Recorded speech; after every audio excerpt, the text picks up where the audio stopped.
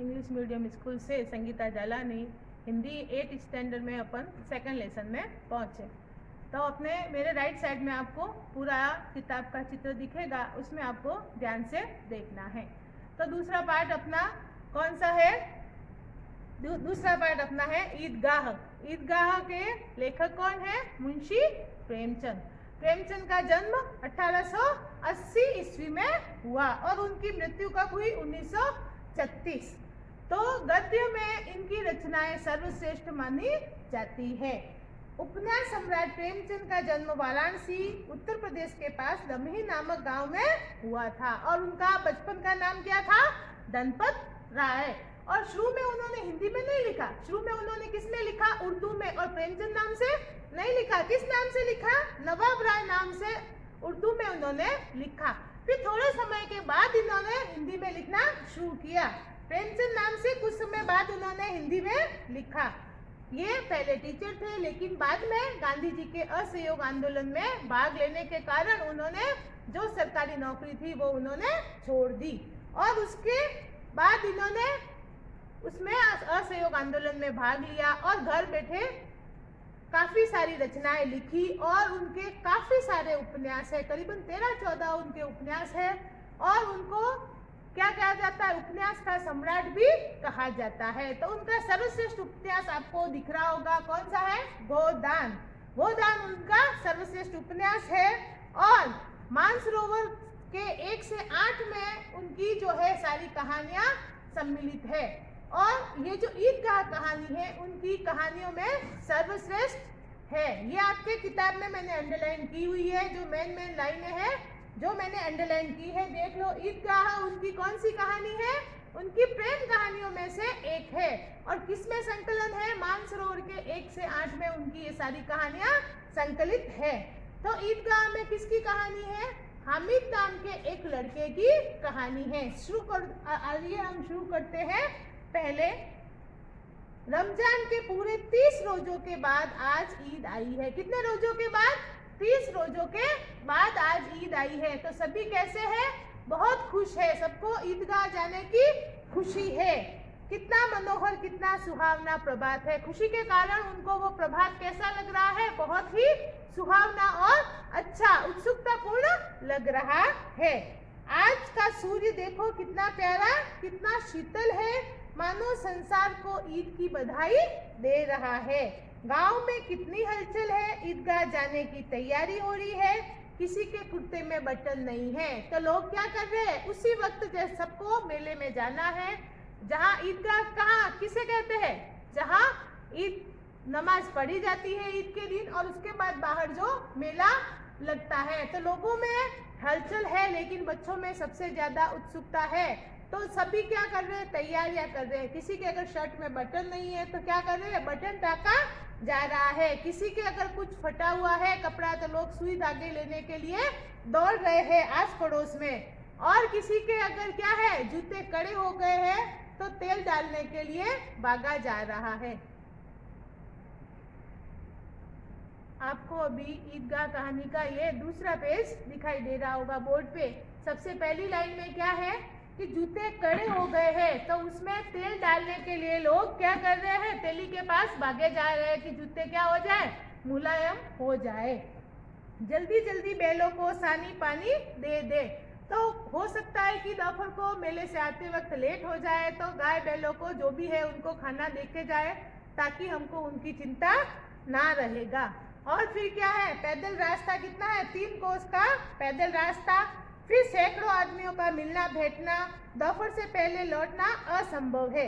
लड़के सबसे ज्यादा प्रसन्न हैं। बड़े तो है ही प्रसन्न, लेकिन लड़के सबसे ज्यादा प्रसन्न है। किसी ने 1 रोजा रखा है, वह भी दोपहर तक, किसी ने वह भी नहीं रखा, लेकिन ईदगाह जाने की खुशी उनके हिस्से की चीज है। रोजा रखा हो या ना रखा हो, ईदगाह जाने की खुशी तो उनके हिस्से में आती ही है। रोजे बड़े बूढ़ों के लिए होंगे, इनके लिए तो ईद है। रोज ईद का नाम रटते थे, आज वह आ गई। कितने दिन से बच्चे जो है क्या कर रहे थे? ईद का इंतजार कर रहे थे, तो वह आज वह समय आ गया है। तो सभी बच्चे क्या है? उत्सुकता में भरे हुए हैं कि कितनी जल्दी हम मेले में जाए। अब जल्दी पड़ी है कि लोग ईदगाह क्यों नहीं चलते। बच्चे क्या सोच रहे हैं कि अभी ये बड़े लोग क्यों नहीं चल रहे जल्दी जल्दी मेले में। ये उनमें उत्सुकता है कि कितनी जल्दी हम मेले में जाए। सबकी जेबों में तो जैसे क्या है, कुबेर का धन भरा हुआ है। जेबों में भले ही थोड़े पैसे हैं, लेकिन उनको बच्चों को क्या लग रहा है कि जैसे पूरा खजाना भरा हुआ है और कितनी जल्दी हम उनको खजाने को लुटाए, हम अपनी मनपसंद के खिलौने ले, खाने की चीजें ले, झूले खाए। तो लोगों को क्या लग रहा है कि हम कितनी जल्दी इन कुबेर के खजानों को खर्च करें। उनके जेब में थोड़े पैसे हैं, लेकिन फिर भी उनको क्या लग रहा है कि जैसे कुबेर का खजाना हमारी जेबों के अंदर है। और सभी क्या कर रहे हैं, अपने जेब में से पैसे निकाल के गिनते हैं, 1 2 3, और गिनते गिनते क्या कर रहे हैं, खुश हो रहे हैं। तो सबसे पहले अपने महमूद नाम का जो लड़का है वो क्या कर रहा है, पैसे गिन रहा है, और गिन के उसके पास कितने पैसे हुए, 12 पैसे हुए। फिर दूसरा लड़का है मोहसिन, उसके पास कितने पैसे हैं, 15 पैसे है, मैंने अंडरलाइन की हुई है। उसके पास कितने पैसे हैं, 15 पैसे है। और ये पैसे उनको कैसे लग रहे हैं, अनगिनत लग रहे हैं। इन पैसों से वो क्या लाएंगे, अनगिनत चीजें लाएंगे, खिलौने, मिठाइयाँ, गेंद और जाने क्या क्या। और सबसे अधिक प्रसन्न कौन है, हामिद है। हामिद क्यों अधिक प्रसन्न है, क्योंकि वो गरीब है। और उसके पहले क्या हुआ, उसके पापा चल बसे और थोड़े समय बाद उसकी मम्मी भी चल बसी। तो अभी उसकी देखरेख कौन कर रहा है, उसकी दादी जो है उसकी देखरेख कर रही है। दादी का नाम क्या है, अमीना। तो बूढ़ी दादी अमीना भी प्रसन्न है, लेकिन साथ ही साथ में वह दुखी है, क्योंकि उसके घर में न तो कुछ खाने की चीजें है और न ही अधिक पैसे है कि वह बेटे को खर्च करने के लिए दे दे। हामिद का यहाँ वर्णन किया गया है दूसरे पैराग्राफ में, जो आपको दिख रहा होगा। हामिद के पाँव में जूते भी नहीं है और सिर पर एक पुरानी टोपी है जिसका गोटा क्या हो गया है, काला हो गया, लेकिन फिर भी वह क्या है, प्रसन्न है। अभागिन अमीना अपनी कोठरी में बैठी रो रही है। आज ईद का दिन है और उसके घर में दाना भी नहीं है, और वह इस अंधकार और निराशा में डूबी जा रही है कि किसने इस निगोड़ी ईद को बुलाया है। क्योंकि जिनके पास पैसे होते हैं उनको तो क्या होता है, त्योहार में मनाना और सब कुछ करना क्या लगता है, अच्छा लगता है। लेकिन जो लोग बहुत ही गरीब होते हैं उनको क्या लगता है कि हम कैसे ये त्योहार मनाएं, ये त्योहार आया ही क्यों। जब त्योहार आता है तब उनको अपनी जो गरीबाई होती है उसका उनको क्या होता है, एहसास होता है कि हम कैसे इस गरीबी में ये त्योहार मनाएंगे। तो अमीना कोठरी में बैठी रो रही है कि क्यों ये ईद आई, किसने इस निगोड़ी ईद को बुलाया था। फिर अमीना का दिल क्या हो रहा है, कचोट रहा है। फिर उसने सभी बच्चों के साथ में अपने बच्चे को जाने के लिए, हामिद को जाने के लिए बोला कि तू भी जा। एक तरह से उसका मन क्या हो रहा है कि मैं अकेले बच्चे को कैसे भेजूं, इसके पापा तो है नहीं। लेकिन एक तरफ मन कर रहा है कि बच्चा ईद में जाएगा नहीं तो क्या होगा, और कहीं खो गया भीड़ भाड़ में तो उसमें ये लाइन देखो आप थर्ड पैराग्राफ में, उस भीड़ भाड़ में बच्चा कहीं खो गया तो क्या होगा। नहीं, अमीना उसे यो न जाने देगी। नन्ही सी जान 30 कोस चलेगा कैसे। तो ये नन्ही सी जान है वो कैसे 3 कोस चलेगा। वो अमीना मन ही मन क्या कर रही है, हामिद की चिंता कर रही है कि उसके पैरों में चाले पड़ जाएंगे, जूते भी तो नहीं है। कुल 2 आने पैसे बच रहे हैं, 3 पैसे हामिद की जेब में है और 5 पैसे अमीना के बटुए में। यही तो बिसात है ईद का त्योहार। तो हामिद की जेब में कितने पैसे हैं, 3 पैसे। और मोहसिन और मोहम्मद, इन दोनों के मैंने आपको बताए थे ना, महमूद की जेब में कितने पैसे हैं, 12, और मोहसिन की जेब में 15 पैसे। लेकिन हामिद के पास कितने हैं, ओनली फॉर 3 पैसे है। लेकिन फिर भी वह उन सबसे ज्यादा खुशी से फूला नहीं समा रहा है कि कितने समय बाद आज वह खुशियां मनाएगा। हामिद भीतर जाकर दादी से कहता है, तुम डरना नहीं अम्मा, मैं सबसे पहले आऊंगा। हामिद अपनी दादी को कह रहा है कि मैं सबसे पहले जल्दी आ जाऊंगा, अम्मा तुम चिंता मत करना। आप साथ साथ में ये पढ़ते जाओ तो आपको ये सुनाई देगा और समझ में भी आएगा। फिर क्या होगा, सभी बच्चे क्या हो रहे हैं, जा रहे हैं, और साथ में हामिद भी जा रहा है। कभी दौड़कर आगे निकल जाता है, फिर किसी पेड़ के नीचे खड़े होकर साथ वालों का क्या कर रहा है, इंतजार कर रहा है।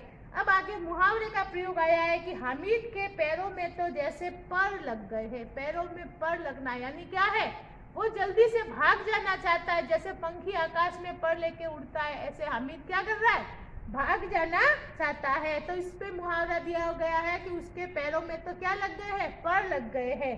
वह कभी थक सकता है नहीं, वो कभी भी नहीं थक सकता। फिर आगे बताया है कि कई इमारतें आ रही है बड़ी बड़ी। गांव से जो बच्चे कहाँ जा रहे हैं, मेले में जा रहे हैं। तो इमारतों में क्या क्या आया, कभी अदालत आती है, कभी कॉलेज आता है, कभी कलाघर आता है, आगे हलवाई की दुकानें हैं, खूब सजी हुई है। फिर हामिद सोचता है कि इतनी सारी मिठाइयाँ कौन खाता है, ये हलवाई की दुकानें पूरी की पूरी भरी हुई है, इतनी मिठाइयाँ कौन खरीदता होगा। फिर आगे गया, सहसा उसकी नजर कहाँ गई, ईदगाह पर गई। इमली के घने वृक्षों की छाया है, नीचे पक्का फर्श है और जाजिम बिछी हुई है, दरी बिछाई हुई है और उसके ऊपर क्या है, रोजेदारों की पंक्तियां एक के पीछे एक न जाने कहां तक चली हुई है। तो सब क्या कर रहे हैं, रोजे करने के लिए मस्त है और क्रमबद्ध लाइन में वो रोजे कर रहे हैं। यहाँ धन और पद कोई नहीं देखता है, यानी चाहे अमीर हो चाहे गरीब हो, सभी क्या कर रहे हैं, एक साथ में नमाज पढ़ रहे हैं। हजारों सिर एक साथ सिजदे में झुक जाते हैं, फिर सब एक साथ खड़े हो जाते हैं, मानो पात्रत्व के एक सूत्र में समस्त आत्माओं को एक कड़ी में पिरोए हुए हैं। फिर थोड़े समय बाद क्या हो गया, नमाज खत्म हो गई, सब लोग आपस में गले मिल रहे हैं और अब मिठाइयों और खिलौने की दुकानों पर धावा होता है। फिर आगे बच्चे कहाँ चल रहे हैं, हिंडोला देख रहे हैं कि ये देखो हिंडोला।